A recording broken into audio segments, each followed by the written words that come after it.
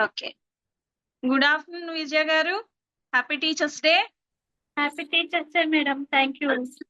Good how are you afternoon అండి? అండి. ఎలా ఉన్నారు? చాలా బాగున్నానండి. ఓకే. చాలా చేంజ్ కనిపిస్తుంది మీ ఫేస్‌లో. మీ ట్రాన్స్‌ఫర్మేషన్ చాలా కనిపిస్తుంది నాకు. అప్పటికి, ఇప్పటికి వండర్‌ఫుల్ ఉమెన్‌లో జాయిన్ అయ్యేటప్పటికి ఎలా ఉన్నారు? ఇప్పటికి ఎలా ఉన్నారు? మీ ఫేస్‌లో క్లియర్‌గా కనిపిస్తుంది.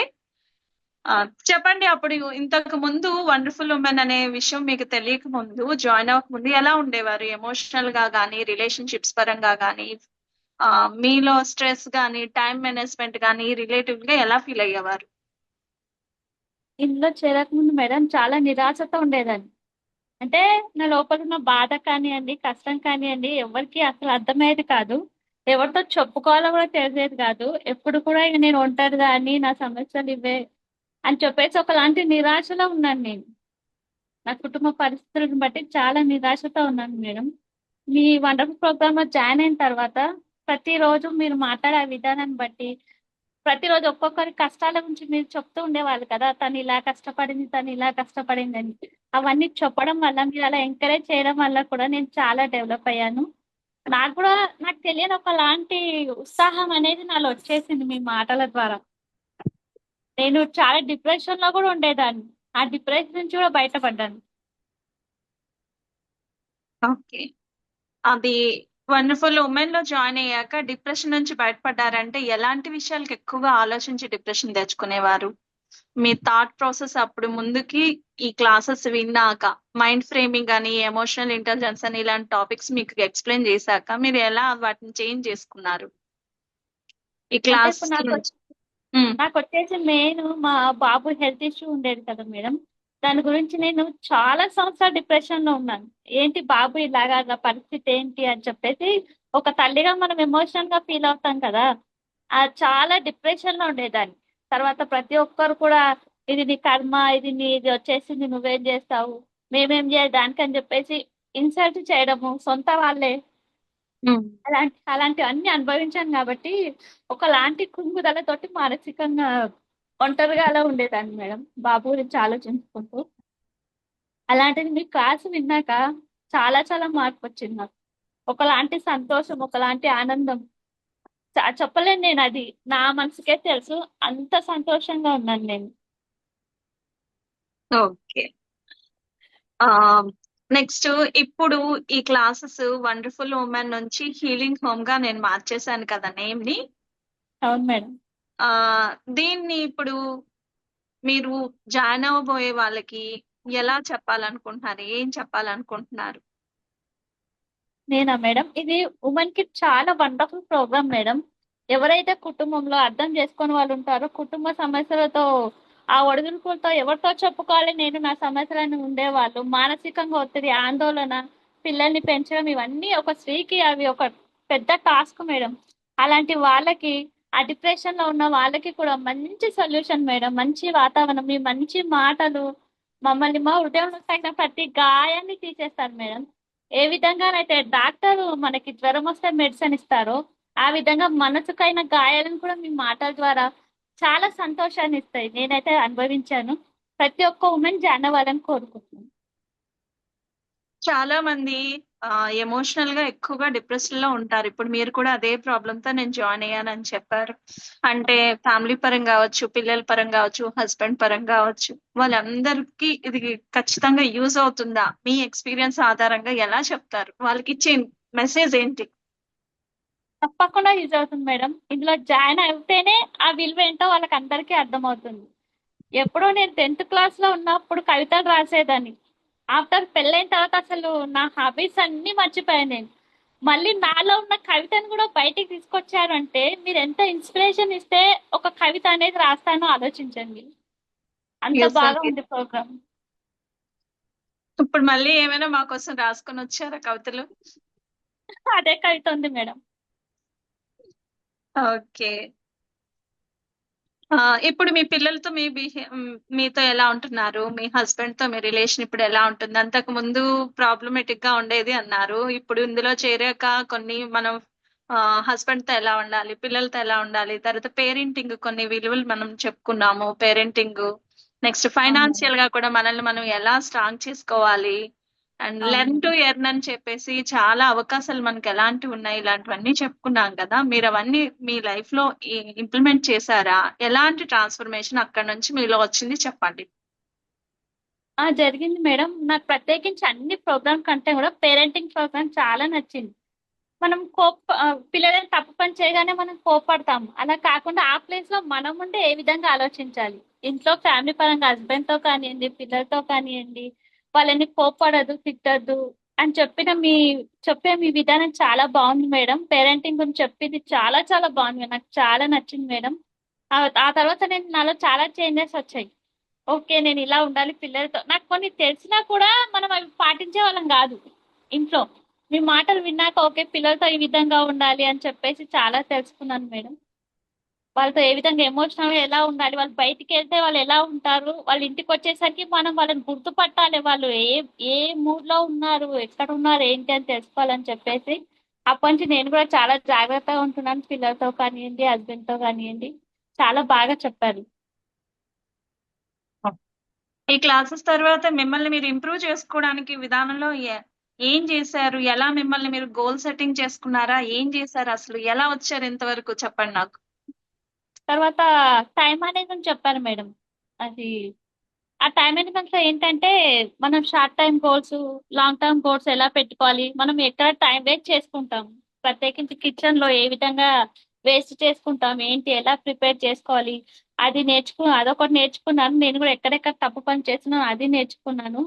తర్వాత పిల్లల విషయం కూడా చాలా నేర్చుకున్నాను మేడం. అంటే వాళ్ళని తిట్టద్దు, అసలు వాళ్ళు తిడితే ఎమోషనల్ గా ఫీల్ అవుతారు. మనం పేరెంట్సే కదా పిల్లలకి, వాళ్ళు మనతో ఫ్రెండ్స్ లాగా ఉండాలి అని చెప్పారు. సాధ్యమైనంత వరకు నేను నా పిల్లలతో ఫ్రెండ్స్ లాగానే ఉంటాను.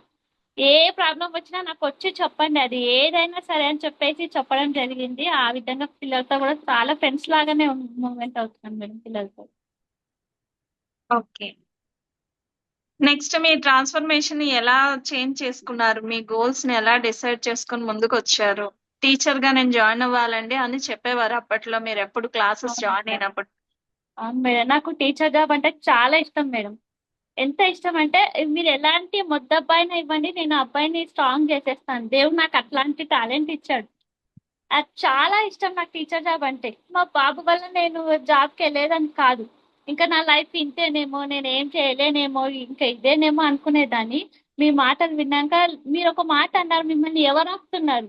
మీ సొసైటీ ఆపుతుందా, మీ ఫ్యామిలీ ఆపుతున్నారా, మీరే ఆపుకుంటున్నారా, అసలు ఏంటి ఆలోచించండి అని ఆ క్వశ్చనింగ్ చేశారు. అది మనసు గుచ్చేసుకుంది. నిజమే కదా, అసలు నేను ఎవరు ఆపుతున్నారు పైకి ఎదగకుండా అని చెప్పేసి ఆ క్వశ్చనింగ్ వచ్చింది.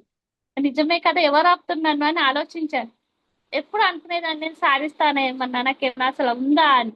కానీ మీ క్లాసెస్ విన్నాక లేదు, నేను కూడా ఏదైనా సాధించాలి, నాకు కూడా నాలాగే వేరే వాళ్ళకి కూడా కష్టాలు ఉన్నాయి, అందరు సాధిస్తున్నారని చెప్పేసి నేను కూడా తెలుసుకొని, నేను కూడా టైం మేనేజ్మెంట్ ద్వారా నేను కూడా చాలా నేర్చుకున్నాను మేడం. ఇంకా నాకు టీచర్ జాబ్ ఇష్టం కాబట్టి ట్యూషన్ స్టార్ట్ చేశాను. ఇంకా ఎదగాలనుకుంటున్నాను చాలా చాలా, ఇంకా ఇప్పుడు నేర్చుకోవాలనుకుంటున్నాను మేడం. ఇప్పుడు ఎక్కడ జాయిన్ అయ్యారా? టీచింగ్ దేనికోసం ఎక్కడైనా జాయిన్ అయ్యారా? జాయిన్ అయ్యాను మేడం. ఎక్కడ జాయిన్ అయ్యారు? మీ ఉన్న ఇక్కడ మా ఇంటి ప్లేస్ లో? దగ్గర అవును. ఓ, అది కరెక్ట్ గా చెప్పండి. ఏ సబ్జెక్ట్ జాయిన్ అయ్యారు ఏంటి చెప్పండి. అంతకు ముందు అసలు ఎలా ఉండేవారు? హోమ్ మేకర్ గా ఉండేవారు, ఇప్పుడు ఒక టీచర్ గా మారారు కదా మీరు. ఆ జర్నీ చెప్పండి ఒకసారి. జాయిన్ అయ్యాను మేడం. అది బాగుంది మేడం. అంటే నాకు ఇది కాదేమో అనుకున్నాను, కానీ సాధ్యం అవుతుంది మేడం. ఇప్పుడు బాబు కూడా పెద్దగా అయిపోయాడు కదా, ట్యూషన్స్ కూడా చెప్తున్నాను madam. Okay, okay, very good అండి.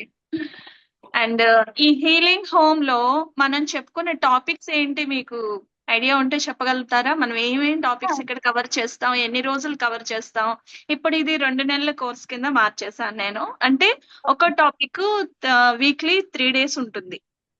ఓకే. ఒక టాపిక్ కి వీక్లీ 3 days, అలా మనకి 8 weeks ప్రోగ్రామ్ కింద మార్చాం. అప్పుడు 16 క్లాసెస్ మీకు అయ్యేవి, ఆ 16 క్లాసెస్ ఇప్పుడు 24 క్లాసెస్ కింద మార్చుకున్నాము.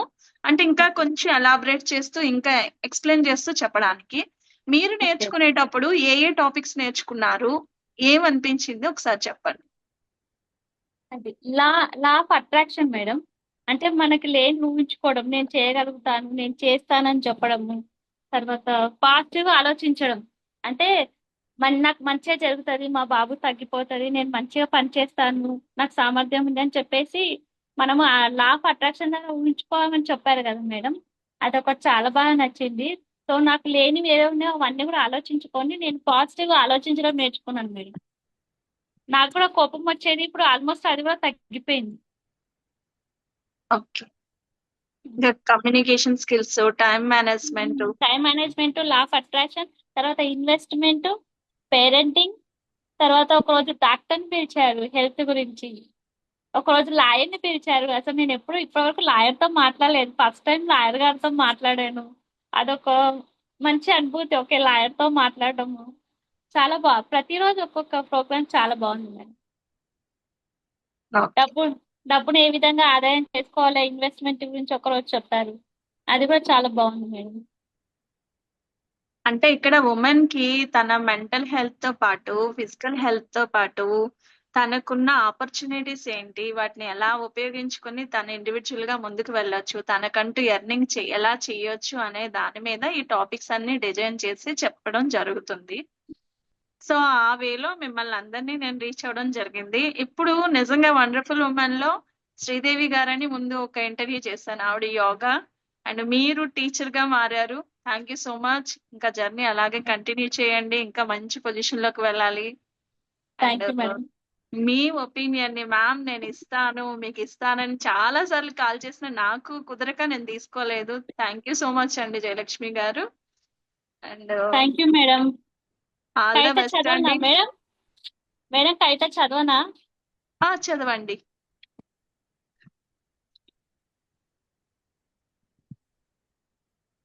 ఒక కవిత రాయాలంటే మేడం ఎంత ఇన్స్పిరేషన్ ఇస్తే కవిత రాయగలుగుతామో తెలుసా? ఇది ఇలా రాయడానికి అది నా గొప్పతనం కాదు, అది మీ గొప్పతనం. వండర్ఫుల్ ఉమెన్ ప్రోగ్రామ్ పాల్గొన్నందుకు నాకు చాలా సంతోషంగా ఉంది. నేను ప్రతిరోజు కూడా మారుతూ వచ్చాను.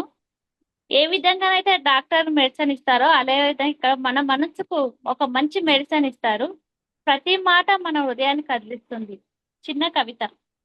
ఎడారిలో ఓయాసిస్ లాగా, ఎండలో నీడలాగా, బాధలో ఉన్న వారికి ఆపద్ బాంధవులాగా, మనసులో నలిగిపోతున్న వారికి మనశ్శాంతినిస్తూ, అమ్మఒడిలో చక్కగా నిద్రపోతున్నట్లుగా, బడిలో ఉపాధ్యాయులు బోధిస్తున్నట్లుగా, అజ్ఞానంలో ఉన్న మాకు జ్ఞానాన్ని పంచుతూ, చీకట్లో ఉన్న మాకు వెలుగునిస్తూ, భయంలో ఉన్న వారికి ధైర్యాన్ని చెప్తూ, ఆడది ఆడదానికి శత్రువు కాదు మిత్రు సఖ్యాన్ని నిరూపిస్తూ మాకు మంచి మాట నేర్పించినటువంటి సుంతా మేడం గారికి మా హృదయపూర్వక ధన్యవాదాలు. థ్యాంక్ యూ సో మచ్ అండి. Thank you. ఇంకా అండ్ ఉంది మేడం. మీ చెప్పండి. మర్చిపోయిన మా నవ్వుని తిరిగి తెచ్చుకున్న మీ చిరునవ్వుతో. ఏమని వర్ణించగలని ఈ వండర్ఫుల్ ఉమెన్ ప్రోగ్రాం గురించి, ఏమని వర్ణించాలి ఈ వండర్ఫుల్ ఉమెన్ మేడం గురించి? ఎంత వర్ణించినా తక్కువే. Never before, never after, this program is forever. Thank you so much madam. Thank you అండి. Thank you so this much. Program is best. Thank you madam. నేను మీ దాకా వచ్చాను అంటే అది గౌరీ సార్ మేడం. ఈ వండర్ఫుల్ ప్రోగ్రామ్ నుంచి గౌరీ సారే చెప్పారు మేడం. ఆ సార్ క్లాస్ లో జాయిన్ అయినందుకు నేను ఇంత మందిని కలుసుకోగలుగుతున్నాను.